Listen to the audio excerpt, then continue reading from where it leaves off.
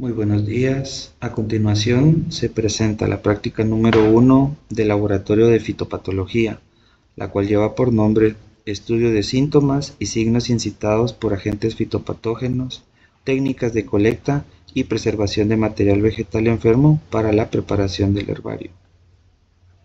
Propósitos de la práctica. Reconocer los síntomas y signos que se manifiestan en los tejidos vegetales ocasionados por agentes fitopatógenos de origen biótico y abiótico. Manejar las técnicas correctas y o más comunes de colecta y preservación de material de estudio fitopatológico para análisis. Y preparar un herbario de enfermedades en plantas. Para la introducción de la enfermedad vegetal y la fitopatología, las plantas como organismos sésiles están expuestas de manera constante a la acción de diversos factores biológicos y ambientales que pueden alterar su fisiología, estructura y productividad. La fitopatología se encarga del estudio integral de estos procesos, abarcando la etiología, epidemiología, diagnóstico y manejo de las enfermedades que afectan a las plantas cultivadas. Las pérdidas de calidad y rendimiento en sistemas agrícolas densos y de homogeneidad genética son más propensos a ser atacados por diferentes tipos de agentes patógenos, como por ejemplo monocultivos. Las malas prácticas agronómicas también pueden aumentar el ataque de dichos patógenos. La rotación de cultivos es una buena práctica con la cual se puede disminuir el impacto de dichos patógenos. Rotación de ingredientes activos en nuestros productos químicos para el control de dichos patógenos. Material vegetal resistente, utilizar variedades que tengan cierto nivel de resistencia a dichas enfermedades, entre otras. A continuación, se pueden observar agentes que afectan a las plantas, visto desde una célula vegetal. Podemos observar una célula vegetal en la cual se observan diferentes agentes patógenos que afectan a nuestras plantas, como por ejemplo, tenemos acá la inserción de un nemátodo, el cual se está introduciendo en nuestra célula vegetal. En esta parte central es donde se encuentra el estilete de dicho nemátodo, el cual puede afectar de diferentes maneras a nuestras plantas. Por acá tenemos un protozoario, el cual es un organismo que también puede causar diferentes tipos de enfermedades a las plantas. Tenemos la parte del hongo, y esta estructura en concreto es un micelio.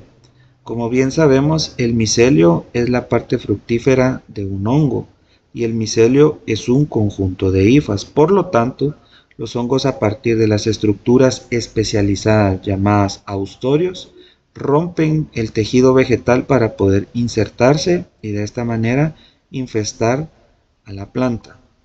Por acá tenemos el virus del amarillamiento de la remolacha. Podemos observar el tamaño del virus. Acá tenemos el virus del mosaico del tabaco, virus del mosaico estriado del trigo, virus del mosaico del pepino, virus satélite de la necrosis del tabaco y comparado con el tamaño de una molécula de hemoglobina, para que nos vayamos haciendo una idea del tamaño que tienen los virus. Por acá tenemos el ejemplo de un viroide. Tenemos acá micoplasmas de diferentes tipos, una bacteria, y también nos presentan acá lo que es el núcleo de dicha célula vegetal y el nucleolo y la pared celular. Esto es para que nosotros podamos comprender cómo es que atacan estos patógenos a las plantas. Es importante que nosotros conozcamos las dinámicas de comportamiento de dichos agentes patógenos para poder conocerlos y de esta manera combatirlos, ya sea a través de diferentes prácticas culturales o bien utilizando algún tipo de control químico. Acá podemos observar el complejo de la mancha de asfalto en el maíz. Debido a que Agrios nos indica que una enfermedad vegetal debe entenderse como una alteración continua de un diferente estado dentro de la planta. Esto significa de que nosotros vamos a observar que las plantas pueden ser afectadas por una o varias enfermedades a la vez, formando así lo que son complejos. Entonces, el complejo de la mancha de asfalto viene siendo una enfermedad muy compleja, la cual se representa o se puede manifestar en las plantas de maíz a partir de manchas negras distintivas en el follaje, en los tallos y en casos muy severos en las mismas mazorcas. El complejo de la mancha de asfalto es causado por diferentes agentes, siendo el principal Phylacera maidis, el cual provoca lesiones negras y brillantes conocidas como estromas, que tienen un aspecto como de manchas de asfalto, de ahí de donde proviene el nombre. El segundo agente de infección, que es un hongo secundario, es Monographela maidis. Este provoca un halo necrótico o de color canela y este se forma alrededor de las manchas provocadas por Phylacera. A menudo a dichos halos se les llama ojo de pescado.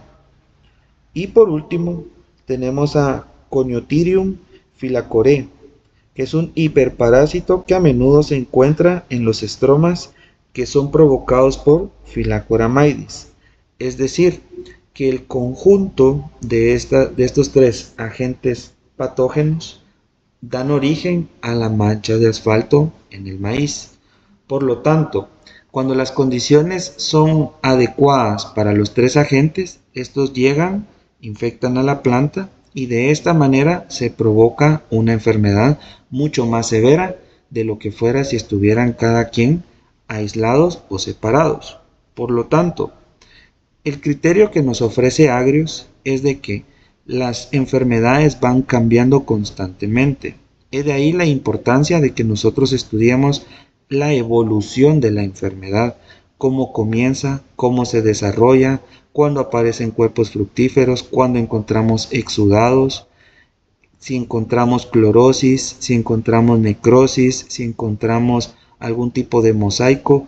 Todos estos signos y síntomas son los que nos van a dar a nosotros la pauta de qué criterio tomar para realizar un control, si vale la pena realizar un control o si definitivamente es más rentable descartar dicho cultivo.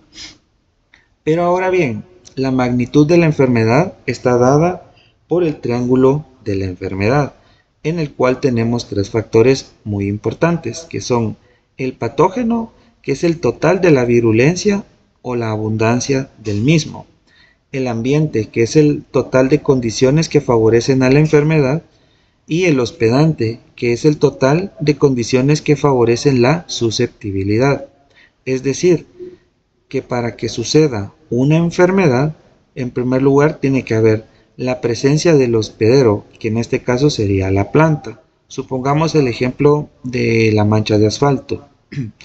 Tendría que ser el cultivo de maíz, el hospedante. El ambiente, que esté en las condiciones adecuadas de temperatura y humedad para que puedan proliferar de manera efectiva los tres agentes. Y por supuesto, la presencia del patógeno, porque nosotros podemos tener el hospedero y el ambiente, pero si no hay presencia del patógeno, simplemente no hay enfermedad. ¿Qué significa esto? Que si nosotros quitamos uno de los tres aspectos que conforman el triángulo de la enfermedad, nosotros estamos prácticamente eliminando dicha enfermedad o disminuyendo la magnitud de la misma. Signos y síntomas, fundamentos para el diagnóstico fitopatológico. El diagnóstico adecuado constituye la base para establecer estrategias de manejo efectivas. Para ello se recurre al análisis de síntomas, es decir, la respuesta de la planta, y signos, que son las manifestaciones directas del patógeno. ¿Qué significa esto? Acá lo podemos ver más a detalle. Esta es una comparación entre signos y síntomas provocados por diferentes agentes fitopatógenos. Es importante que nosotros sepamos diferenciar entre un síntoma y un signo. ¿Por qué? Porque los síntomas son las reacciones que se van a manifestar en la planta, es decir, las reacciones que nosotros podemos observar directamente en nuestra planta, como por ejemplo diferentes señales de un tejido vegetal infestado, como por ejemplo clorosis o mosaicos. En el ejemplo que tenemos acá podemos observar que la hoja presenta una coloración amarillenta y moteada.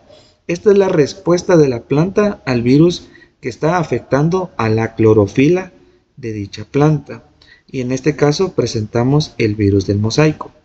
Podemos tener también casos de marchites, donde la planta se va a caer por falta de agua. Esta es una reacción al daño provocado a las raíces, el cual puede ser provocado por un hongo, por ejemplo Fusarium, o bien por el ataque de ciertos nemátodos, o puede ser el caso en el que una bacteria o un nemátodo esté provocando una serie de nódulos o hernias en las raíces. Por lo tanto, la planta ya no va a poder tener una absorción efectiva de agua y nutrientes. Las agallas y tumores es un crecimiento anormal del tejido. Esta reacción se da en las células vegetales y son señales hormonales de la presencia de bacterias, como por ejemplo Agrobacterium. Entonces, los síntomas van a ser todos aquellos que van a manifestarse de forma más visual ante nuestra vista, a diferencia de los signos, que estos son los que van a manifestar la presencia de dicho patógeno. Es decir, que son las partes físicas del organismo causante visibles en nuestra planta. Como podemos observar acá, la presencia de micelio o esporas. Puede ser a partir de mohos blancos, de carbones, de fumaginas, de estructuras aceitosas, que nos van a indicar a nosotros que es el mismo hongo o las esporas de él que están creciendo sobre la planta, como en este caso, como por ejemplo el oidio. Exudados bacterianos, que son gotas pegajosas que resuman, es decir, que son masas de bacterias y sus productos saliendo del tejido, como por ejemplo Ralstonia. Nosotros podemos determinar que hay una infección bacteriana cuando vemos estructuras acuosas. ¿Por qué? Porque las bacterias necesitan estar en presencia de un medio acuoso para poder vivir y reproducirse. Es por eso que dichas bacterias tienen que dar origen a estos exudados.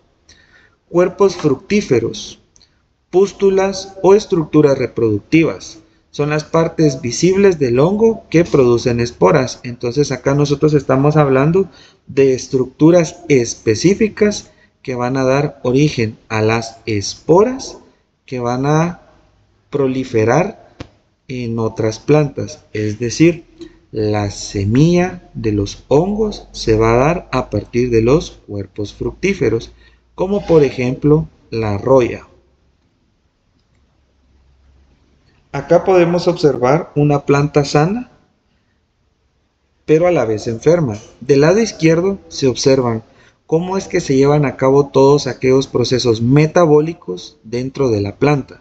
Síntesis de proteínas en tejidos jóvenes, tanto en la parte apical, que son las hojas más nuevas, como en la parte radical, que son las raíces.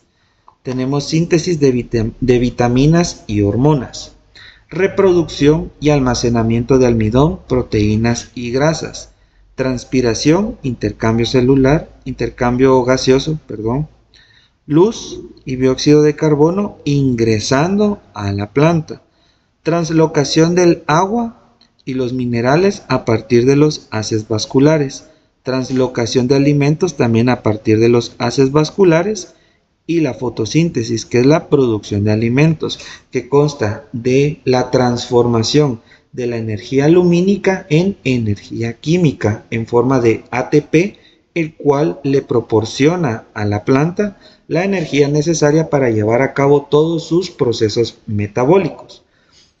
Y en las raíces también se da el almacenamiento y formación de azúcares y nitrógeno, además de la absorción del agua. Del lado derecho podemos observar diferentes afecciones provocadas por varios agentes fitopatógenos a nuestra planta. Por ejemplo, tizón en tejidos jóvenes o retoños. Tizones foliares, que los tizones son manchas de color negro, es decir, una especie de polvo negro que va a crecer sobre el tejido. Tenemos manchas en frutos, pudrición de frutos, manchas foliares, las cuales pueden ser clorosis, necrosis o algún tipo de infección virosa, como los mosaicos. Tenemos el cáncer también en tejidos vegetales, el cual puede manifestarse en forma de crecimiento anormal de las estructuras vegetales a partir de las células, dando origen a una hiperplasia y a una hipertrofia. Tenemos marchitez, la cual puede ser provocada por la falta de agua en la planta o de nutrientes. Tenemos marchitez vascular, la cual significa de que en los haces vasculares ya no va a haber una buena circulación ni de xilema ni de floema, provocado por crecimiento anormal de dichos tejidos originados a partir de un cáncer, o simplemente el tejido está siendo afectado y este se está marchitando o pudriendo. Tenemos también agallas en la parte basal del tallo de dicha planta. Puede provocarse también a partir de un mal del talluelo provocado por alguna bacteria. Y tenemos la pudrición de la raíz, la cual puede ser provocada por bacterias. Podemos tener también agallas o estructuras como hernias provocadas por bacterias o por nemátodos. Ahora bien, tenemos las diferentes técnicas de colecta del material vegetal enfermo. La calidad del diagnóstico depende directamente de la calidad del muestreo que llevemos a cabo. Un material mal recolectado puede conducir a interpretaciones erróneas o pérdidas de estructura biológica relevante. Tenemos diferentes pasos a seguir. El primero es la selección del material. Para la selección del material tenemos que tomar en consideración tomar muestras del tejido en distintas fases de la enfermedad o la afección, para que nosotros podamos ver la evolución de la enfermedad. Esto nos sirve para que nosotros podamos reconocer a dicho patógeno cuando comienza a aparecer en la planta y cuando ya está bien desarrollado. Recolectar distintas partes de la planta como hojas, frutos, tallos, raíces, entre otras, lo cual nos va a indicar a nosotros en qué parte se ve más afectada la planta, o si únicamente ataca el follaje, únicamente ataca frutos, etc. Y también es importante que nosotros tengamos muestras sanas que nos van a servir como comparación para ver un tejido sano versus un tejido afectado. El segundo paso sería el procedimiento general de colecta. Lo primero es desinfectar todas nuestras herramientas, manos o guantes, que sería lo ideal, con alcohol al 70%, ya que nosotros vamos a estar cortando tejidos, ramas o diferentes estructuras vegetales de la planta para evitar que en esas heridas que nosotros estamos provocando pueda llegar a originarse una nueva enfermedad. Por lo tanto, tenemos que ser muy cuidadosos al momento de tomar nuestras muestras. Colocar las muestras en bolsas de papel o en prensa, papel periódico. También nosotros podemos llevar nuestra prensa botánica e ir haciendo los prensados y herborizados de inmediato en campo. Ahora bien, Nosotros podemos utilizar diferentes técnicas para transportar nuestro material del campo al laboratorio, pero es importante que no utilicemos bolsas de plástico, porque estas van a guardar la humedad y van a dar origen a nuevos hongos, los cuales no son provocados directamente en la planta, en campo, sino provocados por la humedad que se va a generar en la bolsa. Es importante también tomar los datos en nuestra libreta de campo. ¿Qué datos debemos tomar? Se sugieren los siguientes: lugar y fecha de colecta, la ubicación de donde se tomó la muestra, tomar fotos de los tejidos sanos de las plantas aledañas a nuestra planta infestada, fotografía del tejido enfermo, anotación, fotos o videos de síntomas y signos, y cualquier otro dato que nos pueda resultar útil. Para la parte del manejo previo al análisis, tenemos que refrigerar sin congelar el material vegetal si no lo vamos a conservar aún, si no lo vamos a herborizar. Puede llevar bolsas de hielo a campo y depositar todo el tejido en una hielera, y que estas bolsas nos ayuden a mantener la temperatura baja. ¿Por qué? Porque desde el momento en que se corta una rama, una hoja o una estructura de nuestra planta, comienza a darse la marchitez. Debemos evitar la exposición al sol para evitar pérdidas de los síntomas que nosotros queremos preservar. Y debemos llevar muestras de suelo de ser necesario y o raíces, dependiendo del patógeno que nosotros queramos preservar. Para la parte de las técnicas de preservación para la elaboración del herbario fitopatológico, es importante porque este es un archivo biológico en el cual nosotros podemos documentar la presencia de varias enfermedades a lo largo del tiempo. La preparación de este requiere de procedimientos específicos para conservar tanto los signos como los síntomas sin alterarlos. Y tenemos diferentes pasos. El primero es el prensado del material. Este se debe secar en la posición deseada, es decir, nuestro material vegetal fresco, nosotros debemos colocarlo entre las hojas de papel periódico en la prensa botánica. Pero nosotros tenemos que comenzar a darle una forma para que no haya traslape entre hojas. De ser necesario, podemos quitar o cortar ciertas hojas para que se pueda observar de la mejor manera sin que exista traslape entre estructuras, los signos o los síntomas. Colocar entre papel absorbente o periódico. Cambiar el papel de 3 a 5 días, dependiendo de la temperatura y de las condiciones ambientales que estén en ese momento. Debemos mantenerlo bien ventilado en todo momento. Para eso se utiliza cartones que sean corrugados, en los cuales pueda transportarse el aire a través de ellos. De esta manera vamos a mantener una buena ventilación. ¿Esto para qué? Para evitar que crezcan otros hongos en nuestro material vegetal. Para la parte de la conservación de signos visibles, debemos colocar el material de identificación, es decir, cuerpos fructíferos o alguna estructura que nos indique a nosotros qué posible especie o agente específico es el que estamos herborizando. Para otro tipo de tejidos podemos utilizar recipientes con alcohol al 70% o glicerina. Tal es el caso de nódulos o de hernias provocadas en raíces, en ramas, en hojas, que son estructuras que no podemos secar de una manera fácil o efectiva, pero sí las podemos conservar en dichos recipientes.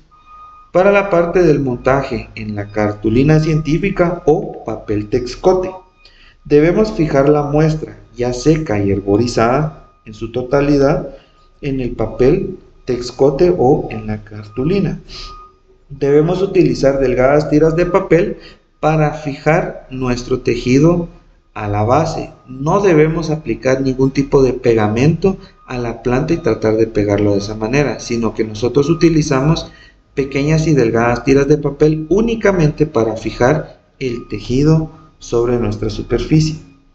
Debemos añadir sobres con estructuras importantes tales como frutos, semillas, raíces, tallos o cualquier estructura grande que no quepa sobre nuestra superficie de montaje.